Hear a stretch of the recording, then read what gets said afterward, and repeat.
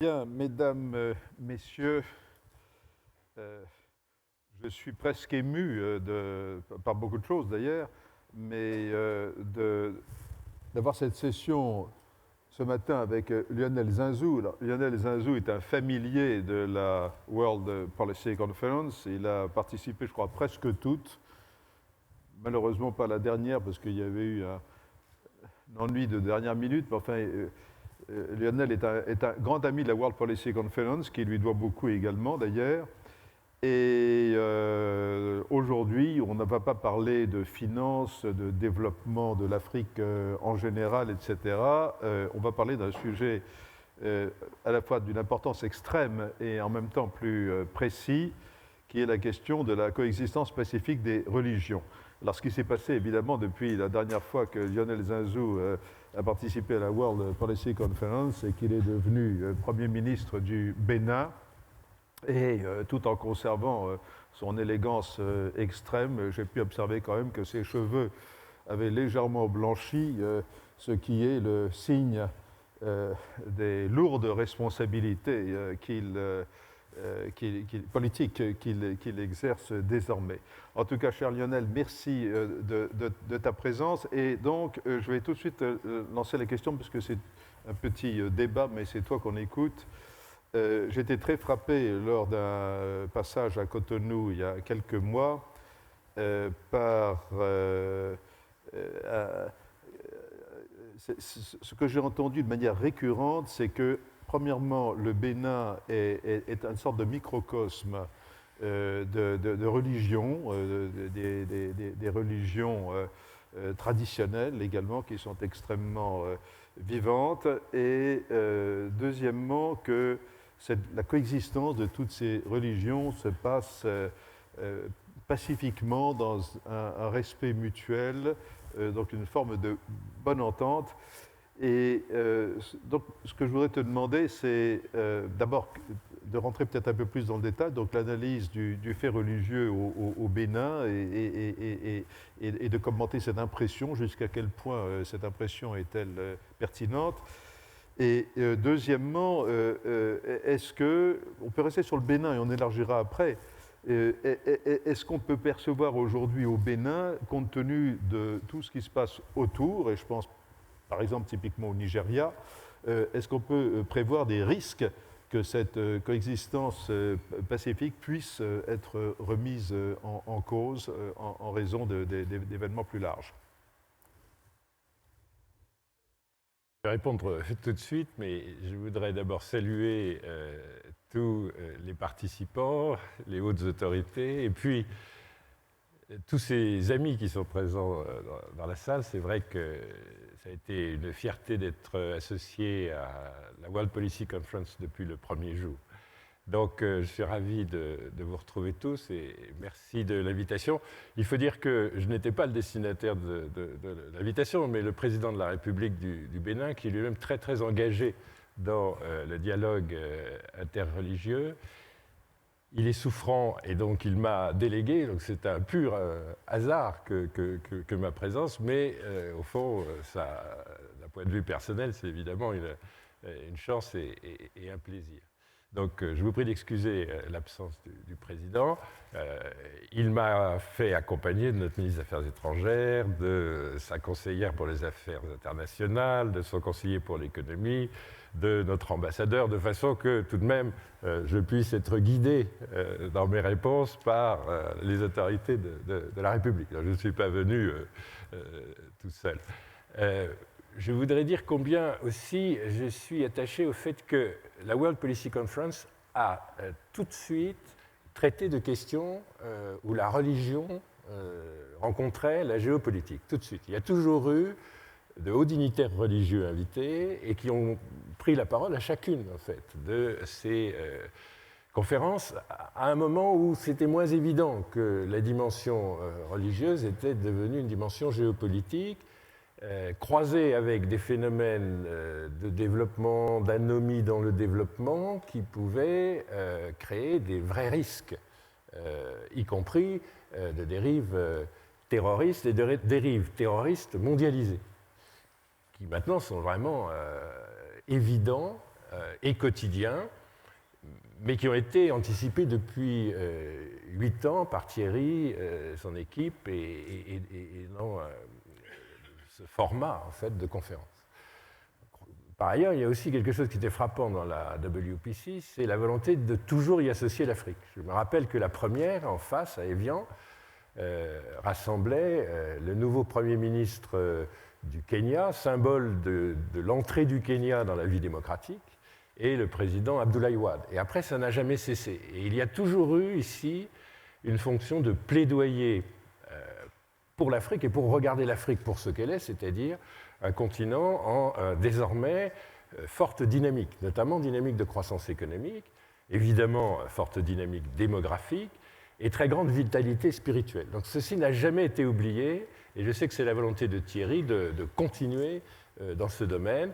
Donc l'Afrique et le fait religieux ont toujours été présents.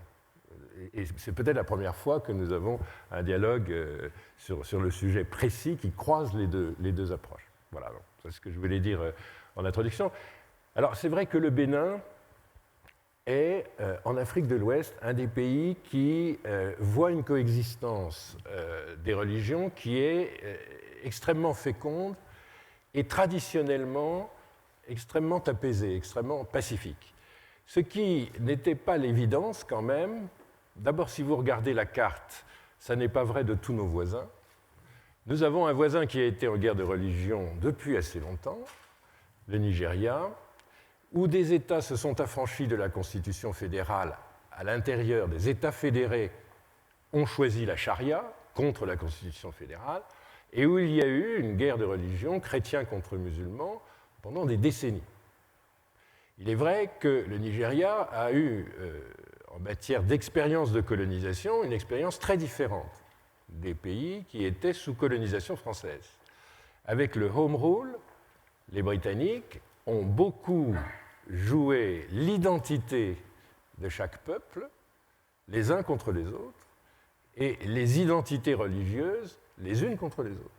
Et quand vous avez un héritage où, pour contrôler un grand ensemble, avec de petits effectifs, vous pratiquez le Home Rule et vous divisez pour régner, ça peut durer très très longtemps dans ses effets. Donc il y avait quelque chose de cela. Cela dit, le phénomène de Boko Haram, il est nouveau par rapport à ce ferment de division religieuse et de guerre de religion. Et il a une dimension beaucoup plus grave.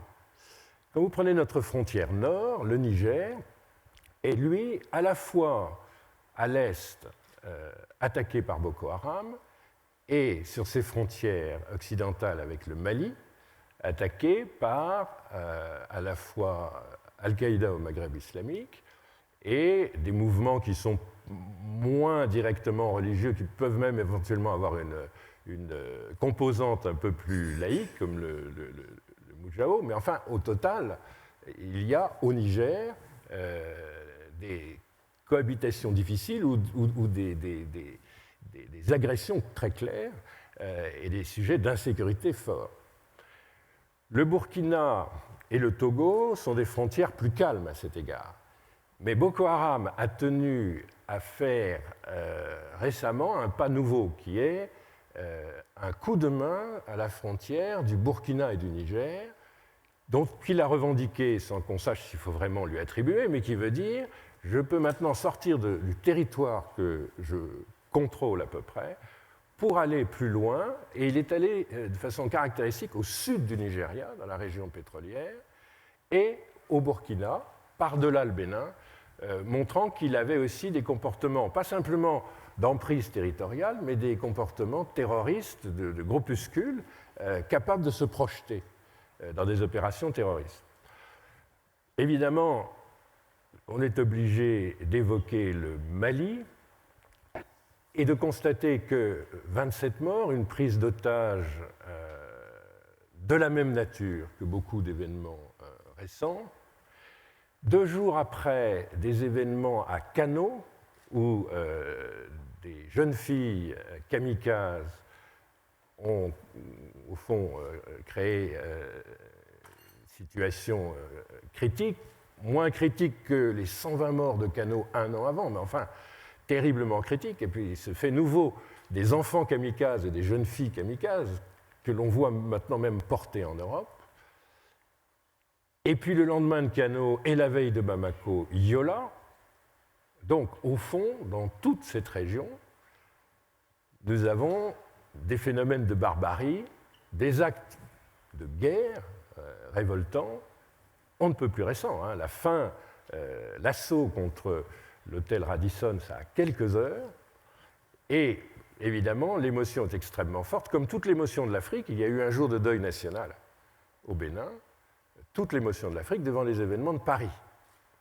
Mais ce qui est frappant, c'est que les événements de Paris eux-mêmes succédaient à des événements de Beyrouth, et donc nous sommes dans une situation au Bénin où la coexistence, et je vais l'expliquer, est féconde et paisible, mais objectivement, dans un univers où nous serons menacés, parce qu'il n'y a pas d'exception à la menace, et où nous sommes forcément pris dans quelque chose qui est une mondialisation tout à fait extraordinaire, et notamment du fait de Daesh, tout à fait extraordinaire, et qui crée un fait complètement nouveau, totalement non conventionnel, mais nous sommes désormais partie prenante d'une sorte de guerre mondiale d'un type complètement nouveau. Alors, est-ce que le terreau béninois est un peu moins favorable à ces oppositions? Je crois que oui. Pas du tout parce qu'il n'y aurait pas d'intensité très forte en matière de spiritualité. Le Bénin est la terre d'origine du vaudou. Et donc, c'est probablement un des pays où la force des engagements spirituels est le plus fort au monde.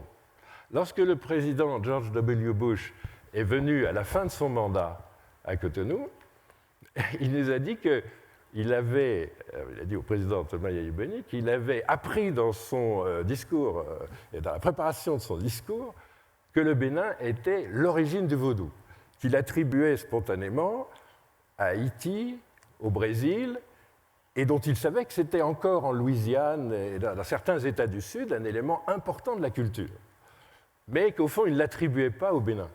En fait, le vaudou est né dans cette région qui va du pays Yoruba, des royaumes au fond historique du Bénin, d'Abéokuta, jusqu'au Togo, mais dont l'épicentre, dont au fond le centre le plus actif est évidemment dans l'ancien royaume du Dahomey et au centre du Bénin. Et c'est une réalité animiste qui est importante pour toutes les populations. C'est-à-dire que même si on fait une comptabilité dans laquelle on dit nous avons 30% de musulmans, 30% de chrétiens, avec parmi les chrétiens une force protestante en pleine dynamique, avec des influences des églises protestantes américaines très importantes, et puis 40% d'animistes, la vérité c'est que nous avons un syncrétisme très important. Ma famille est perçue comme une famille catholique depuis un siècle, plus d'un siècle.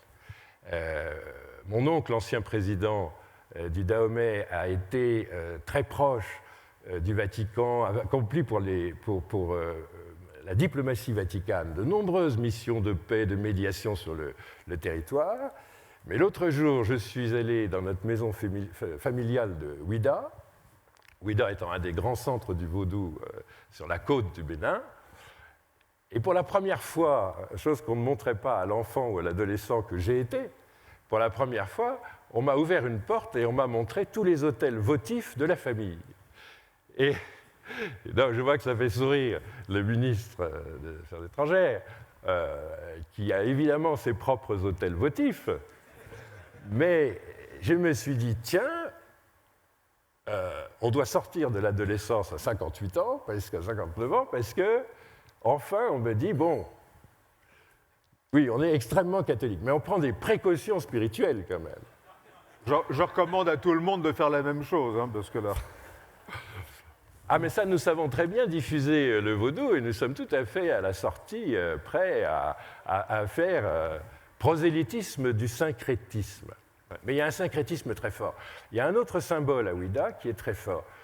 il y a une basilique à Ouidah, une belle basilique catholique, et ça a été très tôt, parce que c'était un accès par la mer, un port un peu rudimentaire, mais enfin l'accès par la mer, à une région qui était déjà très dynamique, et ça depuis fin du XVIe siècle.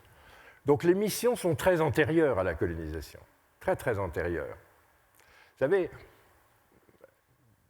très petite anecdote, mais j'ai demandé un jour à mon oncle pourquoi il s'appelait Émile, et il m'a dit, en 1918, ton grand-père était soucieux, à ma naissance, de rendre hommage à Rousseau. Alors du coup, je me suis hardi, j'ai demandé à mon père, mais pourquoi tu t'appelles René? Il m'a dit, mais parce que, ayant rendu hommage à Rousseau, c'est quand même important de faire quelque chose pour Chateaubriand. Alors là, je me suis dit, mais est-ce que la colonisation française, qui résulte d'un décret de 1894, est capable de fabriquer des élites qui ont des relations personnelles avec Rousseau et avec Chateaubriand 20 ans plus tard?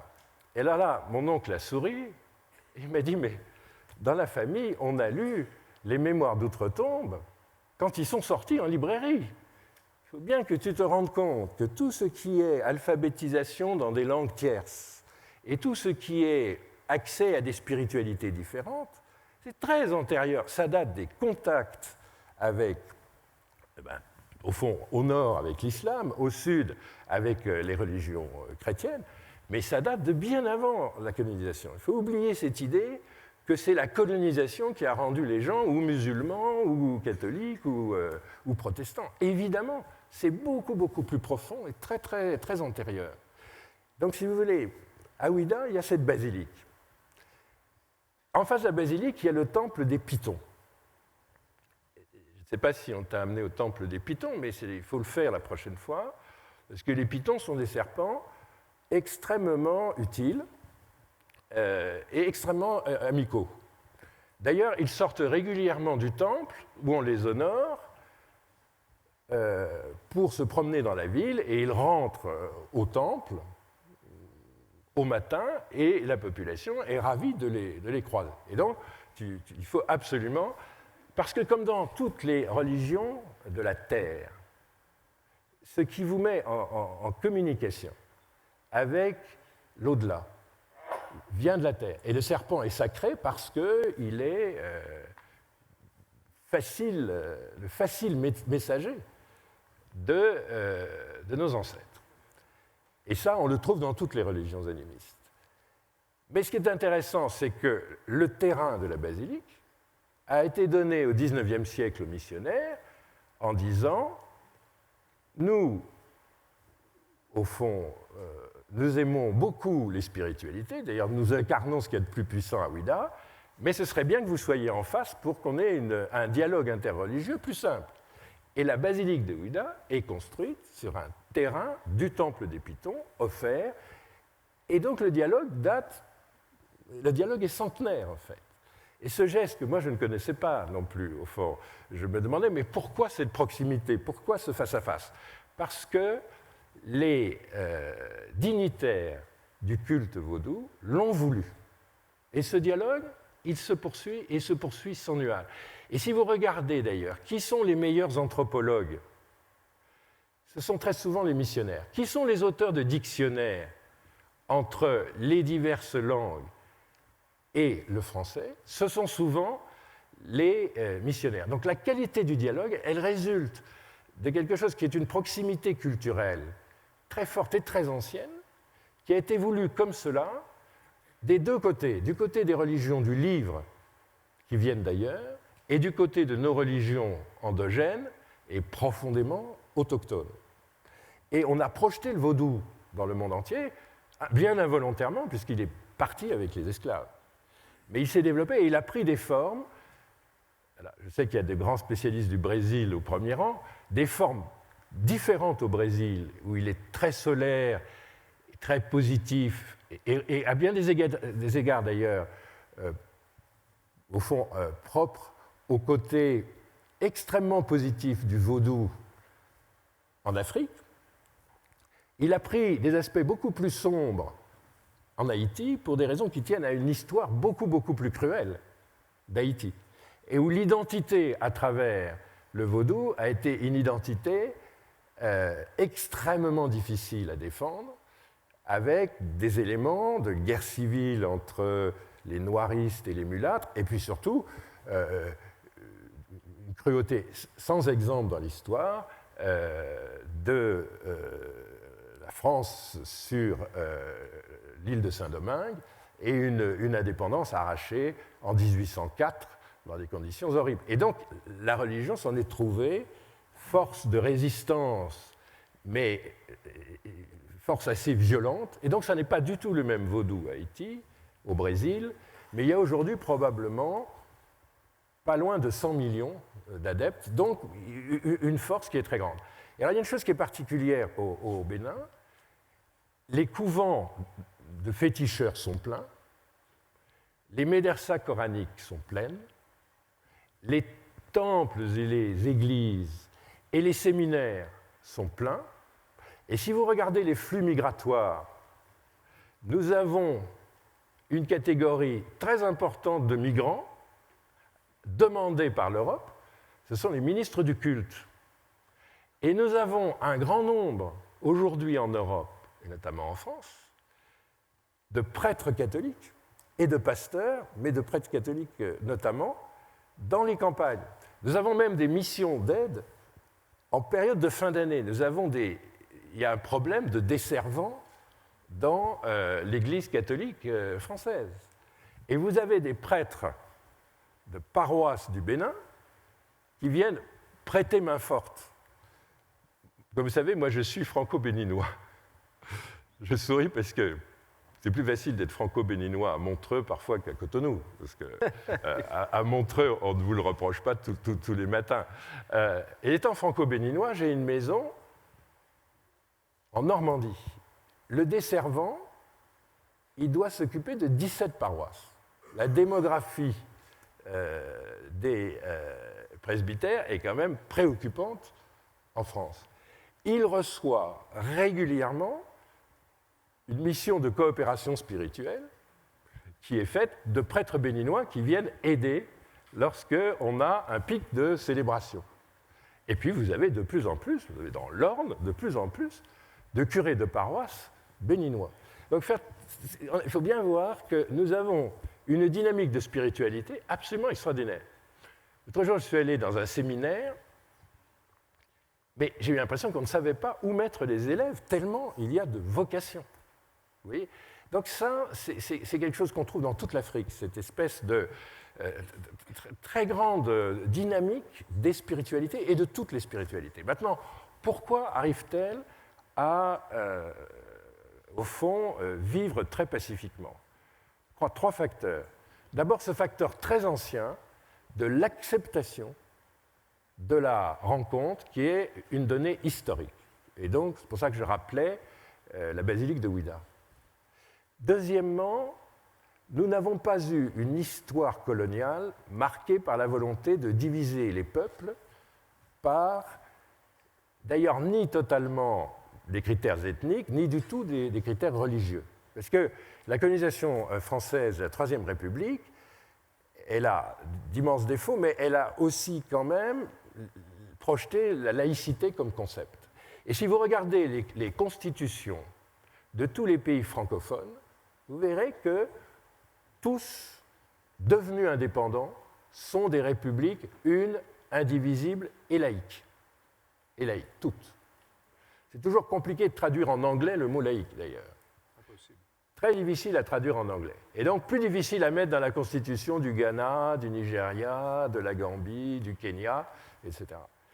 Mais surtout, la colonisation française, elle a utilisé d'autres moyens que la division sur la base de critères religieux entre les populations. Et puis surtout, il y a la volonté politique. On n'a pas joué de l'identité religieuse sur les 60 dernières années.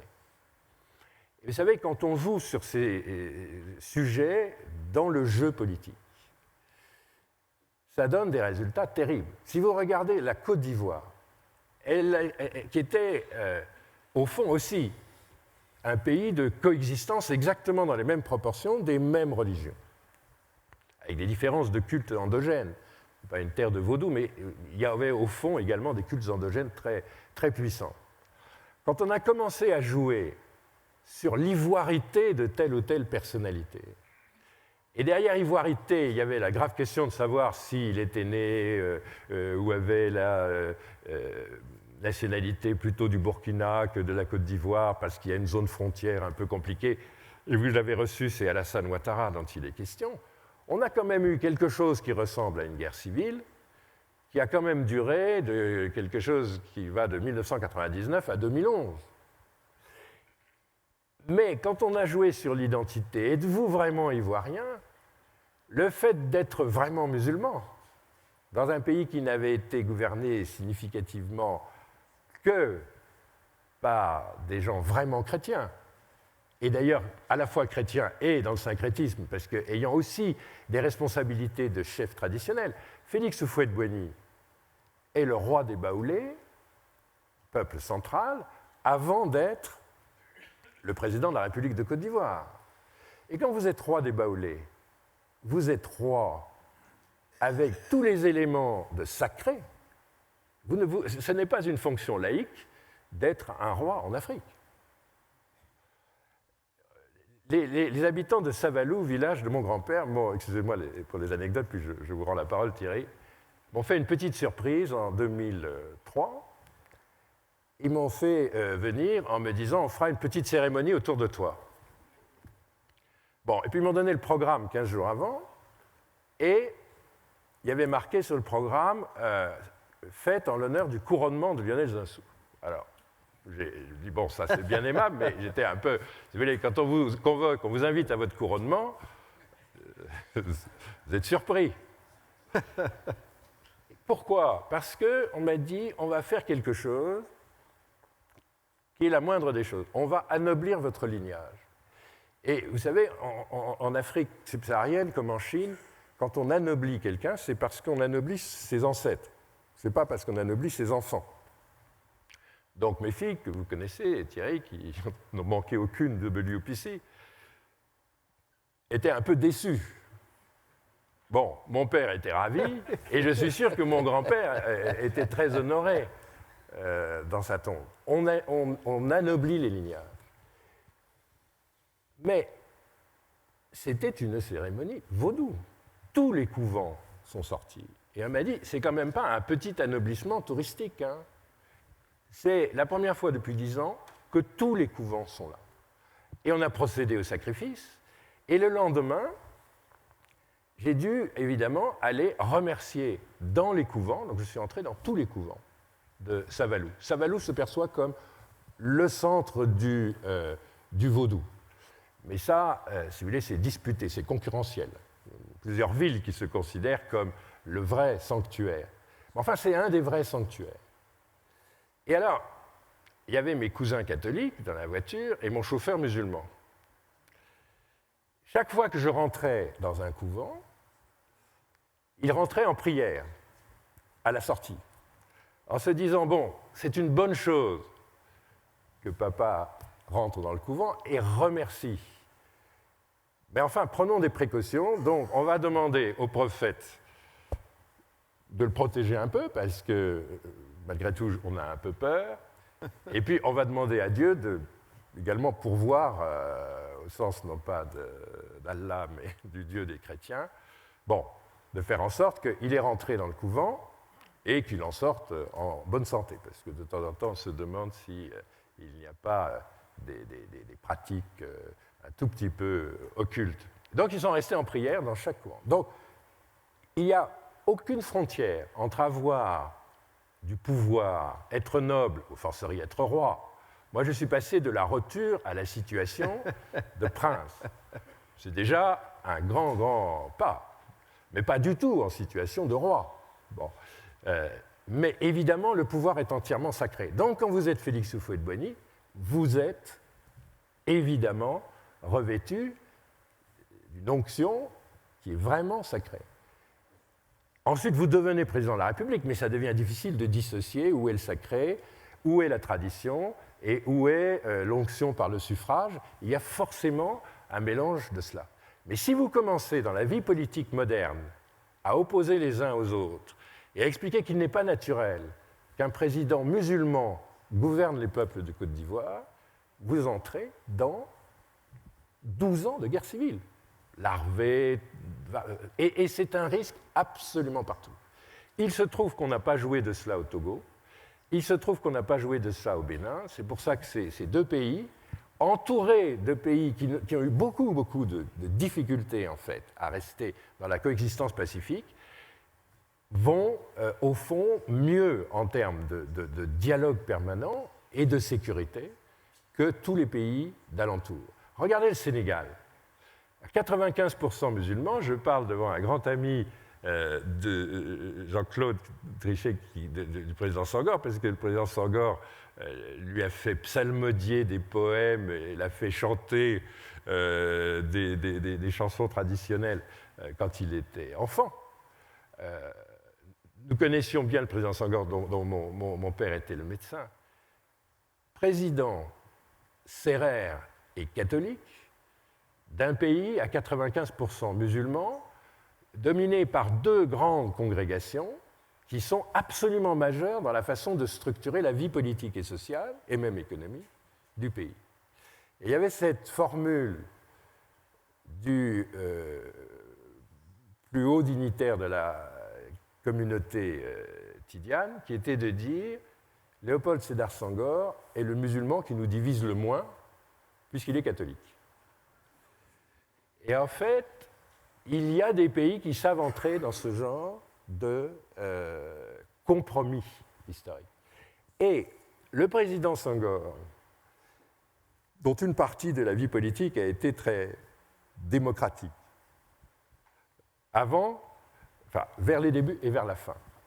Il y a eu un moment où le Parti socialiste du Sénégal a été un peu unique. Bon. Mais il y a eu des expériences démocratiques et au début et à la fin de l'empire du président Senghor, a toujours compris que les élections se jouaient à Touba, la ville la plus importante pour les congrégations. Et donc, évidemment que, catholique ou pas, le pacte social sénégalais et la démocratie sénégalaise, elle est faite de la force de ce dialogue interreligieux.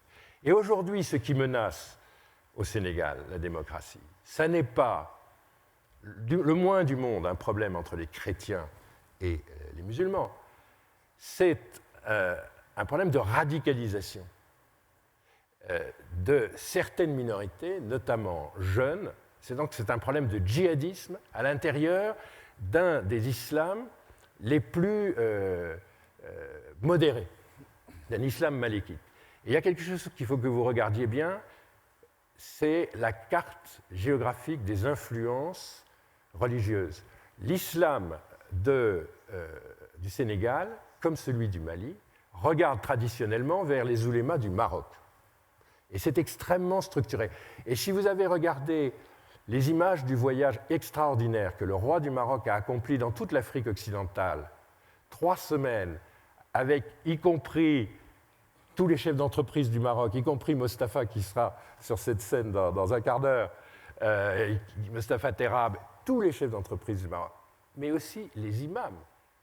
Et il est revenu avec un accord pour former les imams, un nombre plus important d'imams, dans les rites marocains, qui était une demande très forte des États d'Afrique occidentale.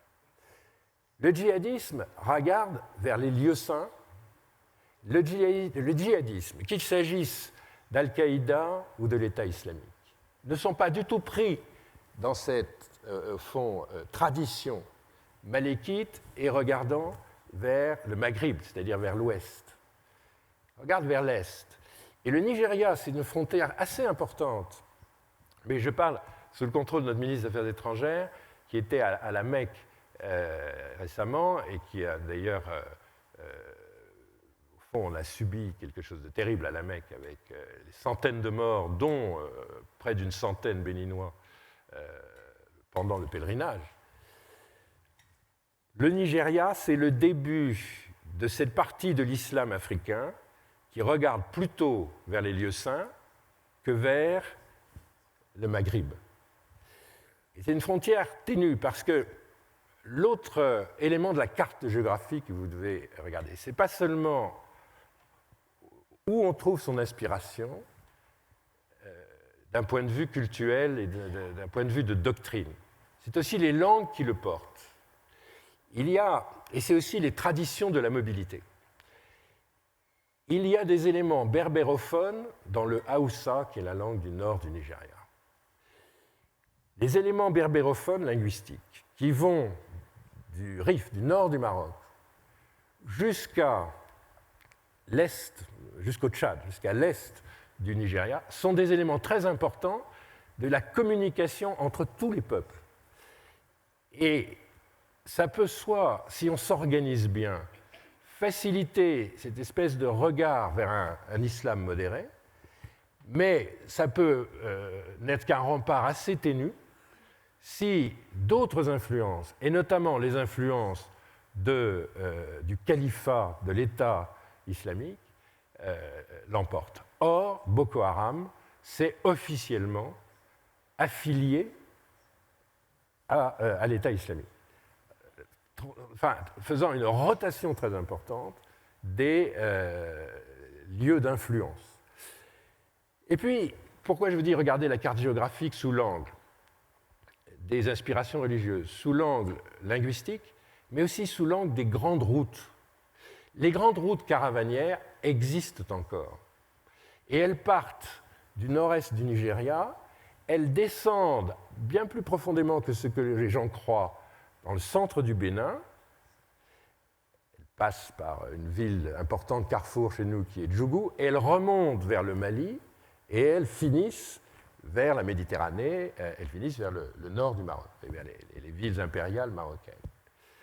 Et elles sont toujours là dans les mentalités. À Djougou, qui est une ville qui est nord du centre du Bénin, les jeunes gens continuent à migrer vers Accra. Pourquoi? Parce que ce carrefour, c'est l'endroit où les Touaregs, descendants de Maïdougouri, du nord-est du Nigeria,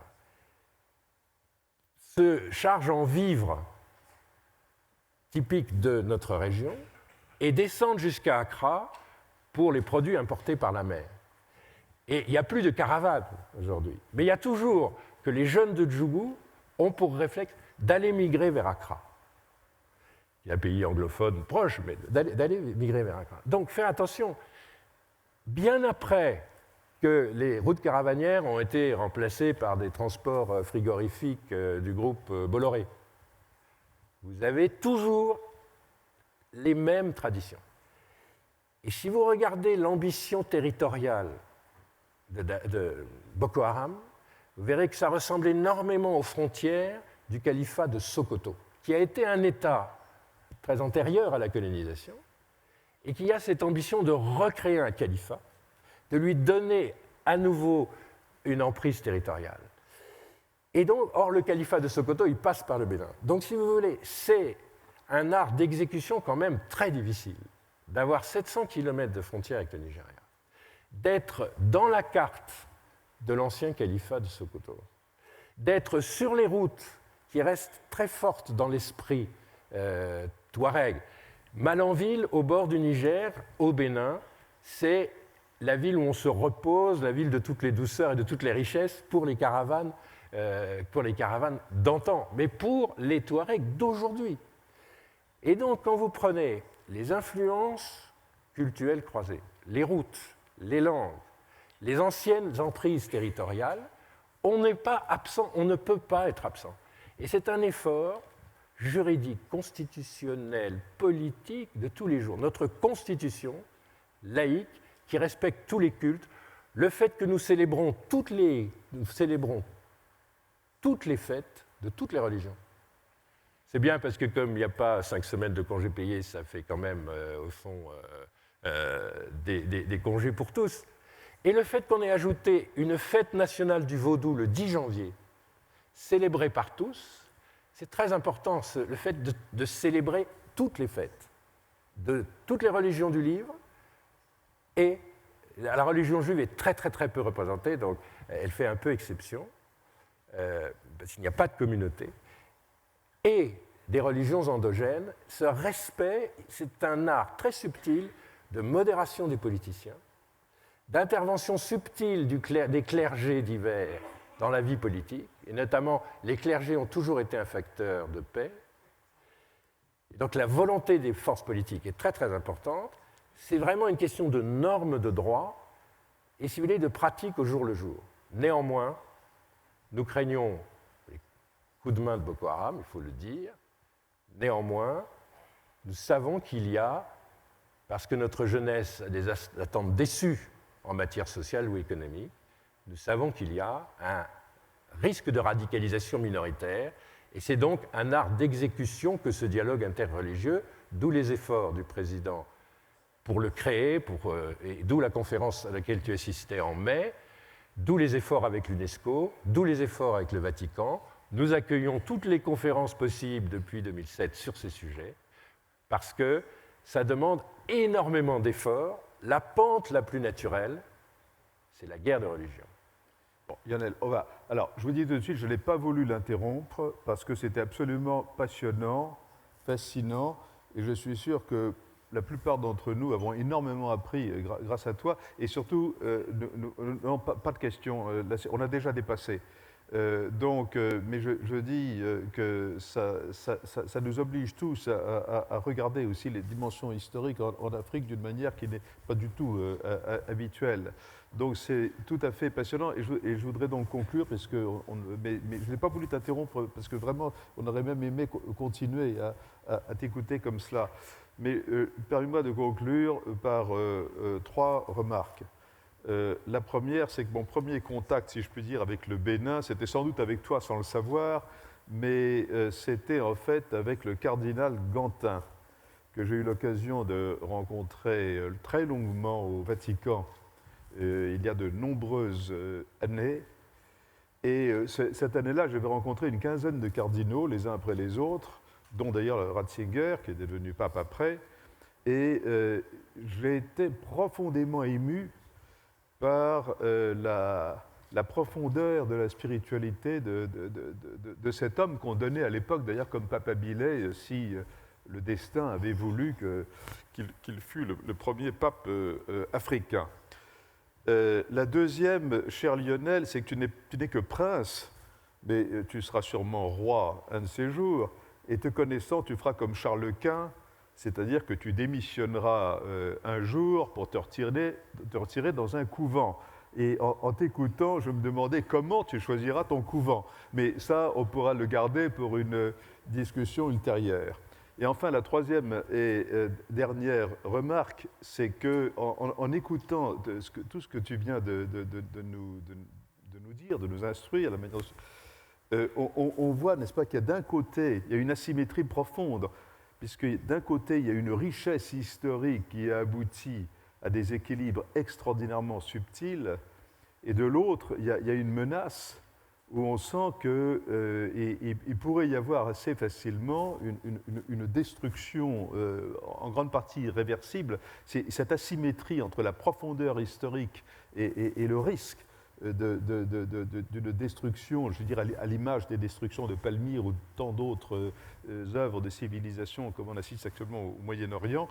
Et donc, il n'y a pas de tâche plus importante qui est notre responsabilité à tous que d'empêcher à tout prix pareil désastre.